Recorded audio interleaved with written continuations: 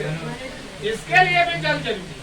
इसलिए जल का महत्व इस पृथ्वी पर सबसे ज्यादा है। जल नहीं होगा तो जीवन संभव नहीं है। आसान नहीं है कि हम बारिश से बच जाएं। जब बारिश से बच जाइएगा तो जीवन से हाथ धो दीजिएगा। इसलिए जल के महत्व को समझते हुए इसका संरक्षण करना भी जरूरी है। आप लोग इसका संरक्षण भी किया कीजिए।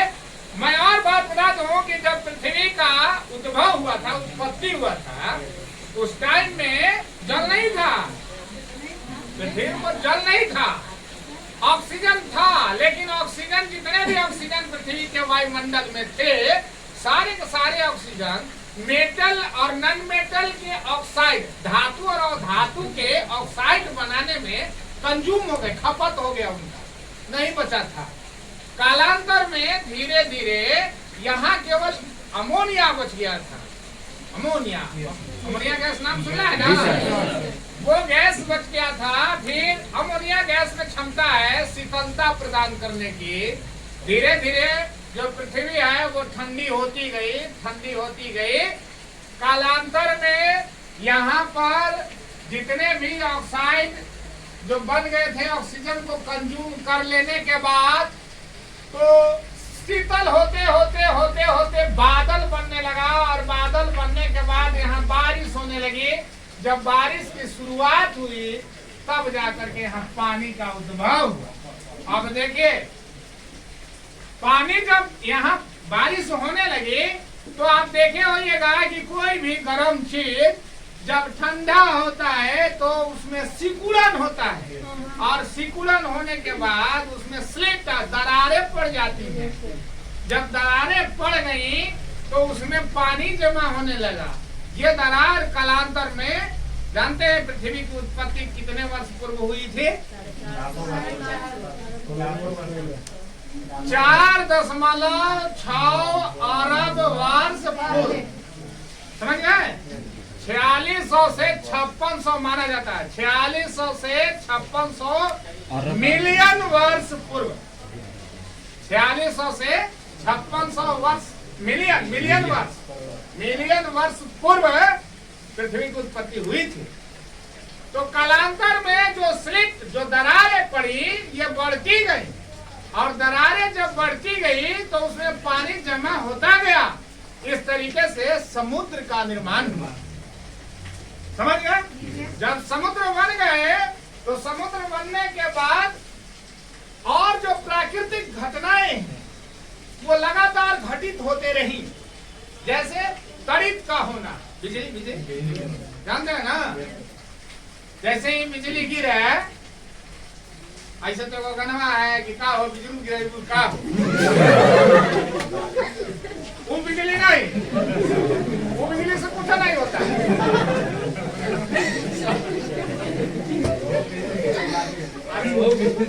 उस बिजली से कुछ खास अंतर नहीं हो जाता है। लेकिन जो बिजुलियां आसमान से गिरते हैं ना, उसमें 1,33,000 वोल्ट होता है। 1,33,000 वोल्ट। जानते हैं उसमें क्षमता का है? सेकेंड आ गया ना पर राम नाम सौ एकदम सीधा उठोगे नहीं। और अगर आधा घंटा रुक जाए, मान लीजिए रुकता नहीं है, अगर आधा घंटा रुक जाए तो हाथ गोड़ सब साफ जला देगा, इतना वोल्टेज है उसमें। और जानते हैं हमारा जो शरीर है बिजली का सुचालक होता है। हमारे शरीर में भी बिजली के समान पूरे शरीर में नर्व फैले हुए हैं और उन्हीं से बिजली का संचार होता है। लेकिन उसमें जो बिजली का संचार होता है वो माइक्रो वोल्ट का होता है। माइक्रो वोल्ट मतलब, माइक्रो कहने का मतलब कि वोल्ट का -10 के पावर 6। समझ गए ना? माइक्रो वोल्ट का करंट फ्लो करता है हमारे शरीर में, जिससे हमें संवेदन होती है। जितने भी संवेदन की क्रियाएं कंप्लीट होती हैं उन्हीं के द्वारा होती हैं। अब कहाँ हम माइक्रो वोल्ट का करंट हमारे शरीर में चलता है, एक व्यय गिर गया 1,33,000। अब सोच लीजिए क्या होगा। अब इसी से अंदाजा लगाइए कि क्या होगा। यही कारण है कि आदमी बिजली गिरे से क्या होता है, मुंह बोल देता है। समझ गए? देखिए त्वरित हुआ, त्वरित के साथ आप देख रहे हैं जैसे ही अगर वातावरण में उमस हो जाए, टेम्परेचर बढ़ जाए, तो हम महसूस करने लगते हैं कि अब बारिश होगी। ऐसा महसूस करते हैं ना। तो टेम्परेचर भी बढ़ा, बारिश हुई, टेम्परेचर घट गया, बारिश के दरमियान बिजली कड़की। ये सब प्राकृतिक घटनाओं की वजह से कालांतर में समुद्र में ही ऐसा केमिकल चेंजिंग आया, रासायनिक परिवर्तन हुए, जिससे एक मुख्य बहुत ही बेहतरीन प्रकार के अणु का निर्माण हुआ, जिसे हम कोआसेरावेट कहते हैं। कोआसेरावेट जो अणु था उसमें अद्भुत क्षमता थी। अद्भुत क्षमता क्या थी कि कोआसेरावेट अपने ही समान अणु का निर्माण कर लेगा, स्वयं का निर्माण कर लेता है। इसको कहते हैं रेप्लिकेशन। इसको अंग्रेजी में रेप्लिकेशन कहते हैं, हिंदी में गुणन कहते हैं। गुणन की क्रिया वो करने लगा, तो वहीं से माना जाता है कि जीवन की शुरुआत। हाँ, only protein, not nucleic acid. ठीक है, कोआसेरावेट केवल प्रोटीन के अणु थे, उसमें न्यूक्लिक एसिड नहीं था, लेकिन फिर भी रेप्लिकेशन की क्षमता थी। और ये जो रेप्लिकेशन की क्षमता वाला कोआसेरावेट बना, उसी से जीवन की शुरुआत माना जाता है। और धीरे धीरे कालांतर में उसमें चेंजिंग होते गया। चेंजिंग होने के दरमियान अत्यंत ही सरलतम जीव प्रकट हुए, जिनको हम प्रोकैरियोटिक जीव कहते हैं। प्रोकैरियोटिक जीव ऐसे जीव होते हैं जिनकी कोशिका में न्यूक्लियस नहीं पाया जाता है। और न्यूक्लियस नहीं पाया जाता है के साथ साथ जितने भी उसके न्यूक्लिक प्रोडक्ट है या न्यूक्लियस में पाए जाने वाले जो भी चीज होता है यूकैरियोटिक में, वो सारे के सारे प्रोकैरियोट में बिखरे हुए रहते हैं साइटोप्लाज्म में। जैसे न्यूक्लियस के अंदर क्रोमोसोम पाया जाता है, ये क्रोमोसोम प्रोकैरियोटिक सेल में साइटोप्लाज्म में बिखरे हुए रहते हैं। ठीक है, तो प्रोकैरियोटिक जीव बने। हालांकि ऐसा तर्क दे सकते हैं कि प्रोकैरियोटिक जीवों से भी पहले एक जीव बना जिसे हम वायरस कहते हैं। हालांकि वायरस जो है, वायरस एक ऐसा जीव है जिसमें सजीव का भी गुण पाया जाता है और निर्जीव का भी गुण पाया जाता है। इसीलिए इसको सजीव और निर्जीव का योजक कड़ी कहा जाता है। इसमें निर्जीव के कुछ लक्षण क्या है कि तबे रिप्लिकेट करेगा जब कोई होस्ट शरीर में जाएगा। जो सजीव के शरीर में जाएगा तबे ये अपना गुणन कर पाएगा। सजीव के शरीर से बाहर रहेगा तो ये अपना गुणन नहीं करता। और क्या है कि इसमें उपापचय की क्रिया नहीं होती है, मेटाबॉलिज्म की क्रिया नहीं होती है। इसमें रेस्पिरेशन भी नहीं होता, इसमें रेस्पिरेशन की क्रिया भी नहीं होती है। तो कुछ ऐसे लक्षण हैं जो निर्जीव वाले लक्षण है। निर्जीव भी होता है तो उसमें रेस्पिरेशन नहीं होता, मेटाबॉलिज्म नहीं होता। हालांकि जो सजीव वाले लक्षण है वो लक्षण निर्जीवों में भी पाया जाता है। जैसे सांस लेना के मतलब है कि जितना मोटर कार है वो सब सांस लेता है, श्वसन की क्रिया करता है, हवा लेता है और हवा छोड़ता है। वृद्धि करना, बढ़ना, हम बढ़े हमारे लड़को बढ़ा, सब वृद्धि करता है, वृद्धि करता है ना जी।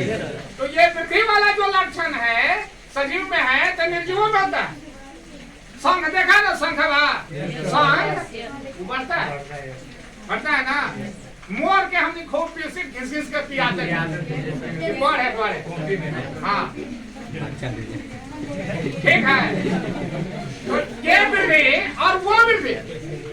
हाँ ठीक है, सुनिए जब गैप दे तब हंसी है। हम गैप दे देते हैं, हम घंटों क्लास लेंगे कोई फर्क नहीं पड़ेगा, सब रिफ्रेश रहेगा। जैसे हम देखते हैं कि लाइक टेंस हुआ तो हम रिफ्रेश करेंगे। ठीक है, थोड़ा भले देहाती भाषा ना अलग बात है, भों बोलना रिफ्रेश का एक स्लोगन है। रिफ्रेश करने के लिए स्लोगन है, ऊपर उठेगा नहीं उठ जाएगा, स्लोगन है रिफ्रेश करने का, तो ताजा बनाए रखने का। ले अब भुला के लुका के हाँ देखिए, वो जो वृद्धि है, वो जो वृद्धि है जो निर्जीव में आप देखते हैं, तो निर्जीवों में जो वृद्धि होती है वो बाह्य वृद्धि होती है, बाह्य वृद्धि होती है। लेकिन जो सजीव में वृद्धि होती है वो आंतरिक वृद्धि होती है।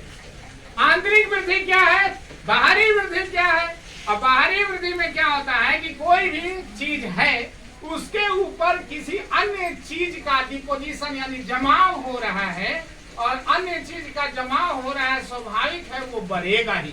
तो ये जो जमाव होने के बाद, अन्य पदार्थों के जमाव होने के बाद, बाहरी जमाव होने के बाद जो वृद्धि हो रही है, इसको बाह्य वृद्धि कहते हैं। लेकिन आंतरिक वृद्धि क्या है? तो जितने भी सजीव हैं सारे सजीव पोषण ग्रहण करते हैं, और पोषण ग्रहण करने के बाद उनकी कोशिकाओं में लगातार विभाजन होते रहती है, और जब कोशिकाएं उनकी विभाजित होती रहती है तो कोशिकाओं की संख्या बढ़ती है, जिससे उनमें वृद्धि होती है। तो ये जो वृद्धि है ये आंतरिक वृद्धि है। आंतरिक वृद्धि की वजह से कोई भी सजीव बढ़ता है और निर्जीव बाह्य वृद्धि करता है। समझ गए?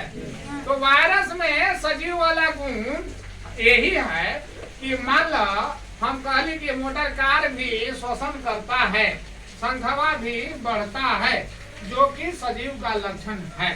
ठीक है, पोषण करता है, पोषण करता है कार, पेट्रोल लेता है, डीजल पोषण है, पोषण तो पोषण करा। लेकिन अंतर क्या है?